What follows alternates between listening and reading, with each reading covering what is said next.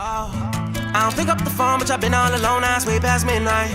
And when I fit up the strong, ain't no bill on no bone, any blunts that I ignite. Off a pill I perform, I can spill out the songs, but your boy gotta feel right. Tell the club on I appreciate the invite. I remember feeling left down, now I feel right. No joke, nigga, I've been inside. The building now I'm flying, the mid-flight. So many times a nigga switch sides that I can't let you back on this side. What up, what up? This is J7 right now, and we're holding it down for envisage-t-il, live from Goland Studios in downtown Montreal. Shout out to my boy Yan, and we got a special guest today, Speng Squire. What up, bro? What's poppin', brother? How you guys doing? Good, good, man. Thanks for coming to the show. No problem, brother. Got you. I really wanted to start out. I mean, we're in the studio live. We're hearing what you're doing. It's sounding banging. I see like you're on a roll these days because I heard the latest singles. Work that you have a few other ones that came out, one produced by Dirtwork. Yep. There's a slew of new singles coming out. Like, is that part of a new project, or is it like a strategy of releasing one by one? Honestly, you know me, I've been doing the project thing for about 2 years with Expressions of Now. This moment belongs to us, but I just felt like approaching it differently. So I took a little break. I was gone for about a year, and I just told myself I want to try the whole single thing instead of going project by project, you know, and putting like 10 songs.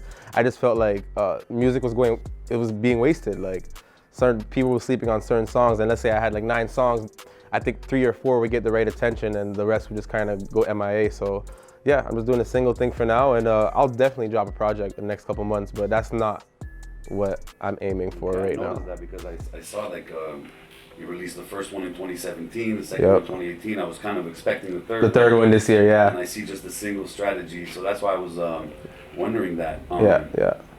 So with the 2 releases you put out, you kind of made a name for yourself in the city as a top tier talent as far as the city's concerned. Definitely. Thank you, brother.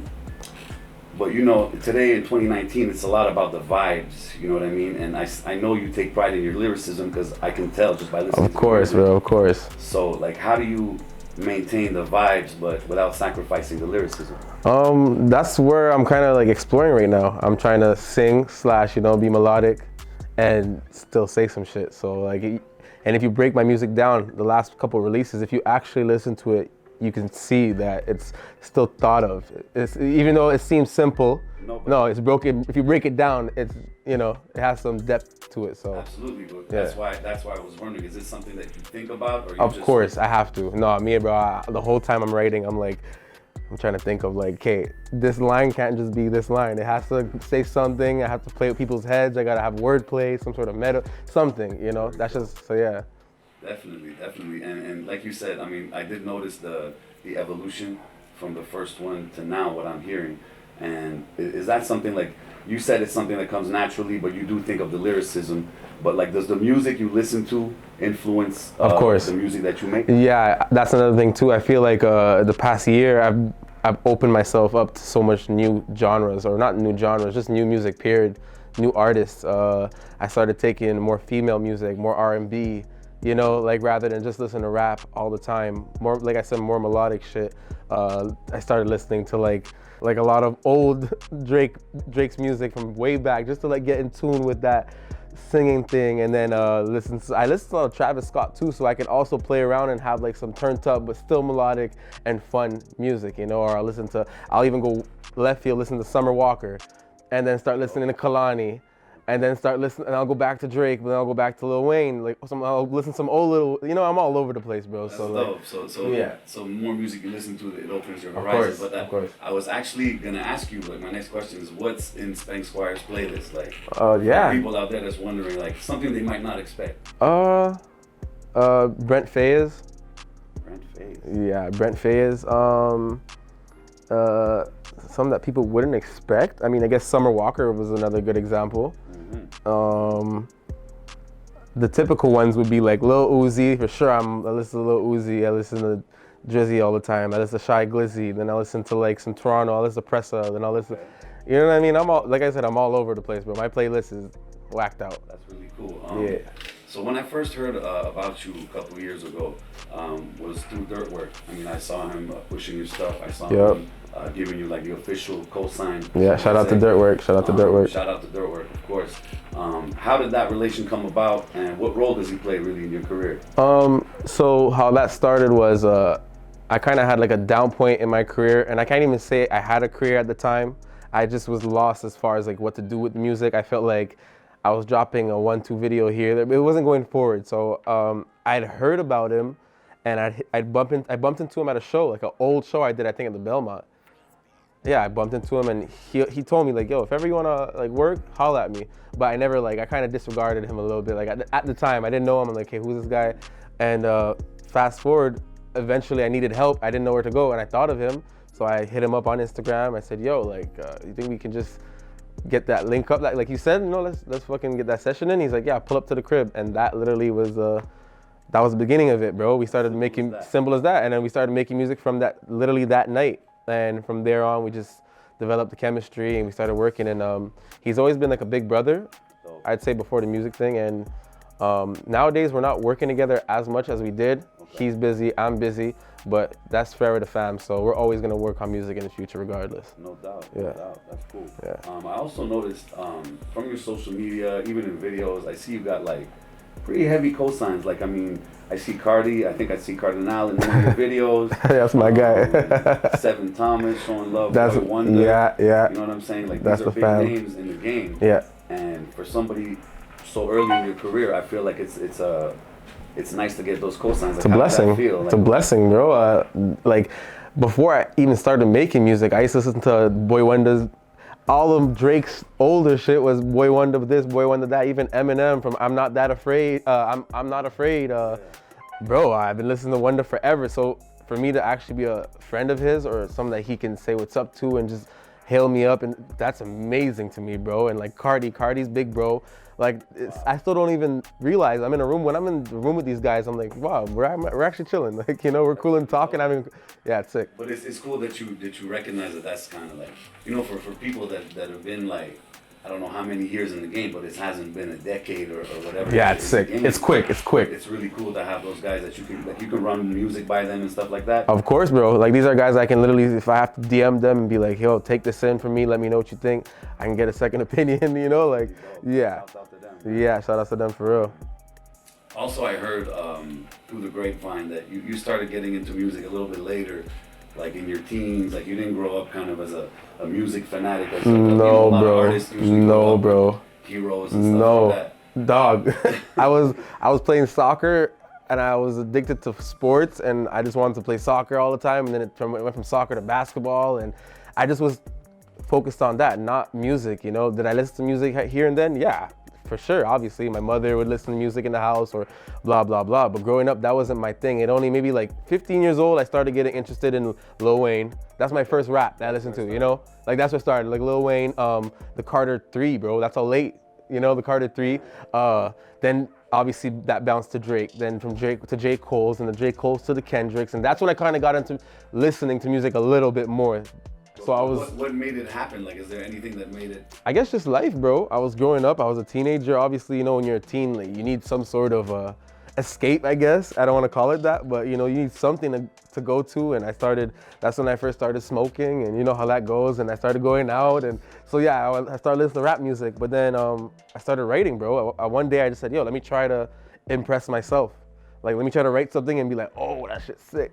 And I did it, and I did impress myself. I was like, oh, yo, I can maybe do this. But it always stayed a writing thing, like strictly writing. Was there anything that pushed you to say, let me try to write? Like, was there anybody that influenced you or inspired you? My best friend Corey heard I wrote something once, just for fun. Just like, oh, let me try it. And I spat it, I rapped the whole verse to my boy Corey. And he was like, yo, bro, no, you have to keep writing. Like, you can't just let this go. It's like, you're lit. And you know, every friend can say that to anybody. So at first I was like, nah, you're just gassing me, whatever. He's like, nah, please, yo, I'll pay for, like, let's just get into it. And when you get into it, I'll pay for our first session. And I didn't have, I didn't have money back then. So he's like, I'll pay for your first session, and I want to see you do it. And from that moment, it was it. And when I recorded my first song, I knew, like, the music's for me, you know? And yeah.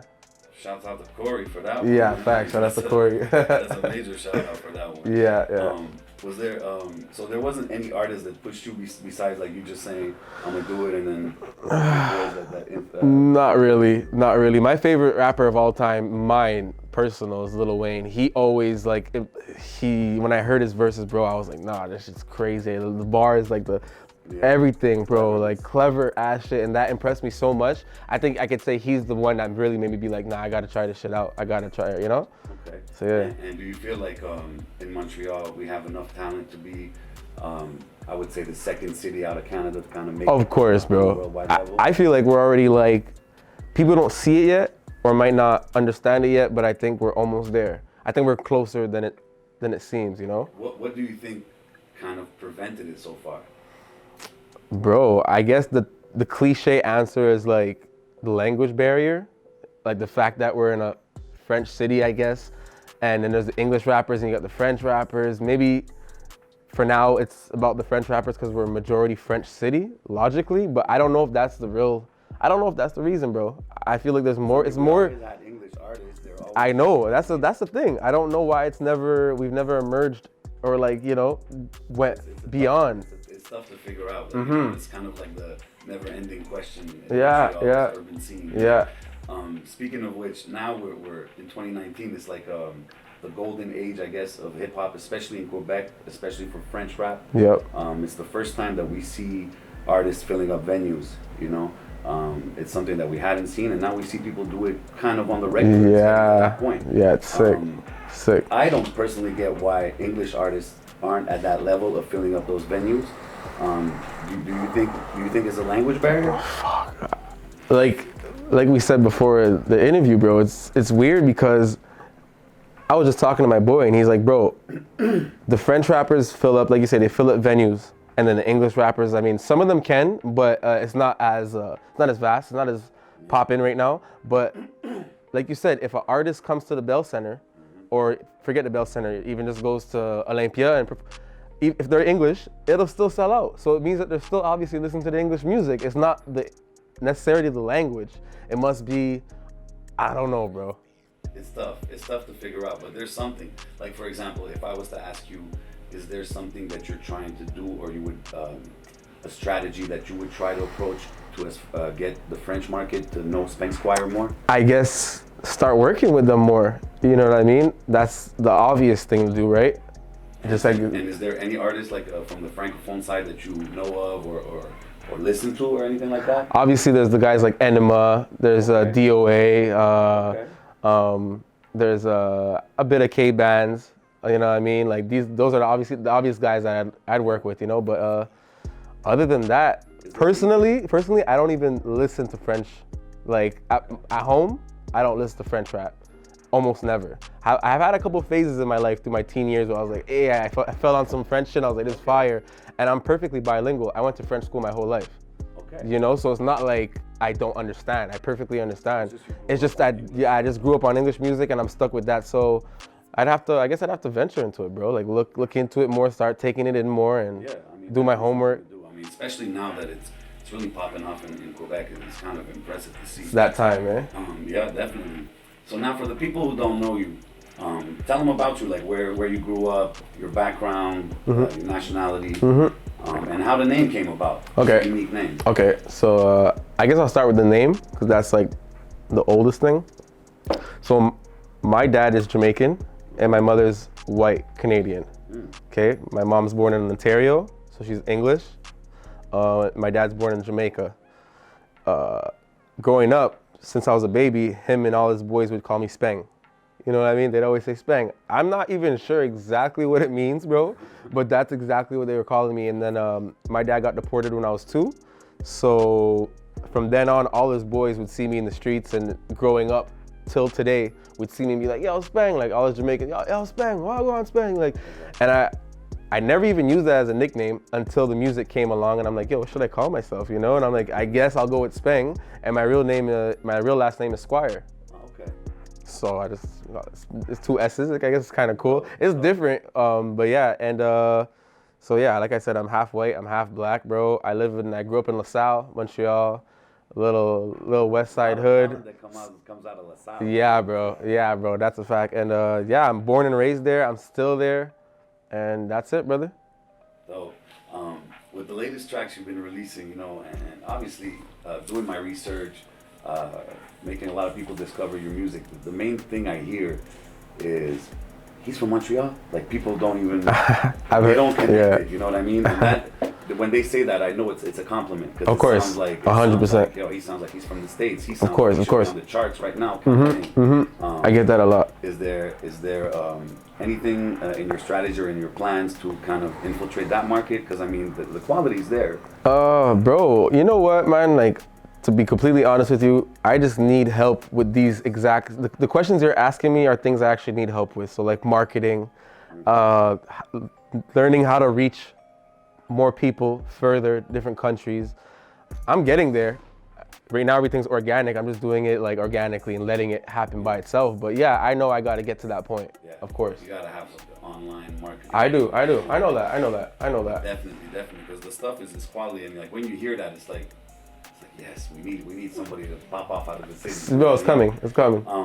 Again, for somebody that doesn't know you, what would be the one song that you would tell them, like out of your repertoire, your catalog, to be like, if you want to get to know me as an artist, this is the one, or at least for now, if it changes along the way.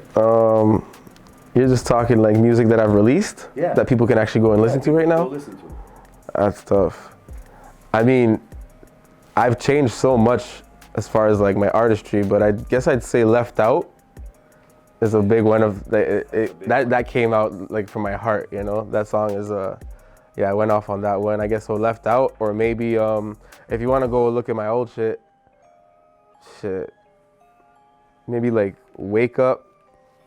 Okay. Wake Up's another one. Like Left Out is really like out of the ones I'm hearing, it's really a fire song. Yeah. Is that like it's very melodic, it's very out there if you compare it to like first stuff you released? Of course, it's different. The direction you're going in right now? Yeah, that's kind of the vibe. Okay. That's kind of the vibe. It really is.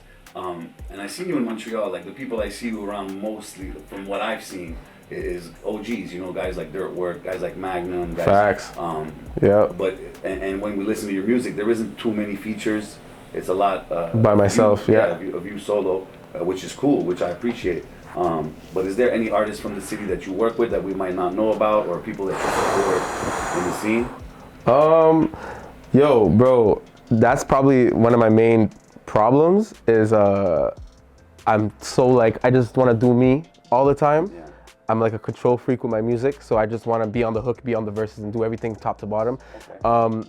I don't work with a lot of people, bro. That's like the truth, you know. I don't, and it's not like I don't want to. I'm not purposely trying not to work with people. It just happens to be that I record and I feel like, okay, well, this is good enough by myself. Like, move on to the next, and then the next one is good by myself. Every time I do a feature, it happened organically in the studio, you know. There's nothing wrong with that.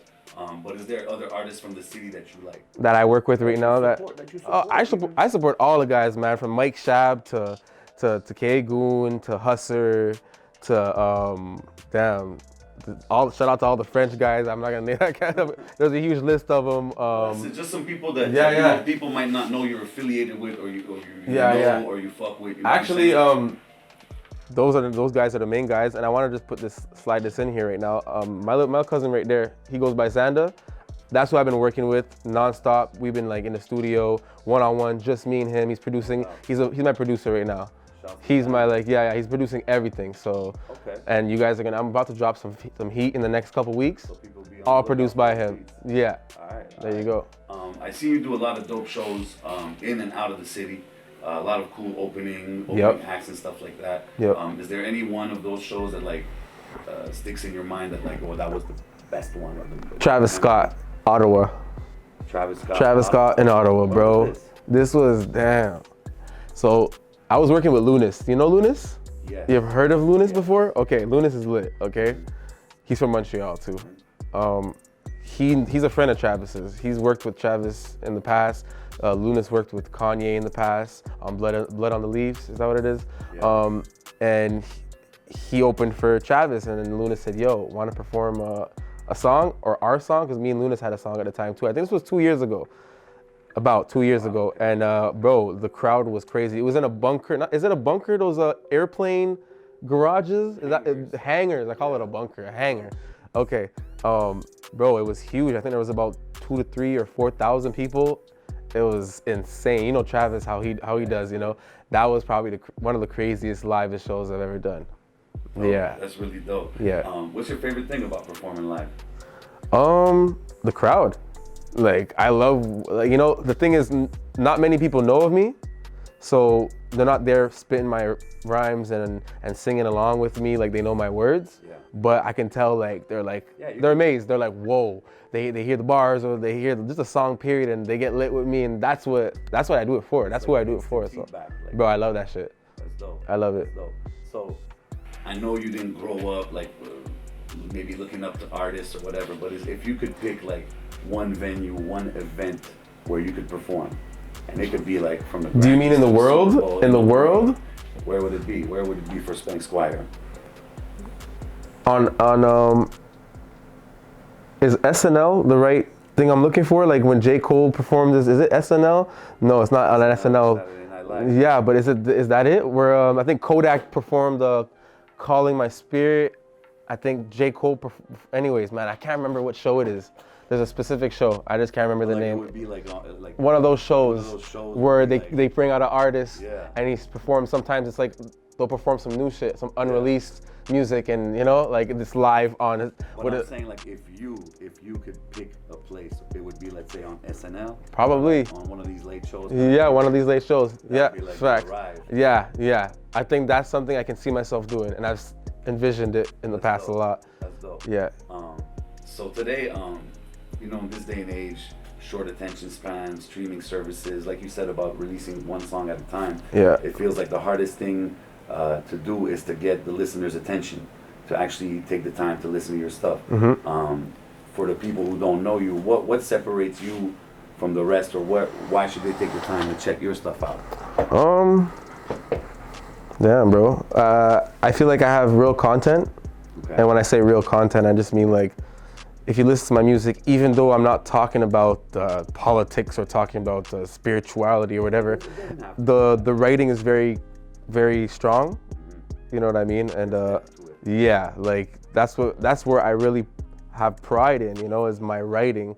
So I feel like people should really take their time to listen to what I'm saying, because like it's important, you know. I feel like in the future I could be somebody who can make music and actually change like opinions in the world. Like, you know, like it sounds like a lot, but I know I can get there. So I just want people to listen to what I gotta say, word for word, you know, in detail. And that would be kind of the mark you would want to leave. Yeah, like this guy was somebody who, like, yo, and lyrically he said a lot of real shit, you know. That's really dope. Yeah, really some dope. Revolutionary shit. No doubt. Anything that people should look out for as far as releases coming up? New music, bro. I'm about to drop. I'm about to shoot a video in the next week or two. I'm putting a treatment together right now. Bro, I got so much music. I'm sitting on music produced by Dirt, sitting on music produced by like my cousin Xanda, sitting on I have other surprises. I have things that I'm waiting to push onto the public, like big surprises. So are we looking at like regular releases from here on out kind of thing? Yeah, definitely. So from now till forever. You know what I'm saying? Let the people know your social medias and where they can find you. I go by the name of Speng Squire. My Gmail is spengsquire@gmail.com if you guys want to hit me up with beats, business inquiries. Bro, Instagram, Speng Squire, Twitter, Speng Squire, Facebook, Speng Squire, everywhere, Speng Squire. And yeah, I got new music coming out. Hope y'all ready. No doubt. Much love for coming through once again. This was J7 on Montreal. We out like that. Bam. Let's get it.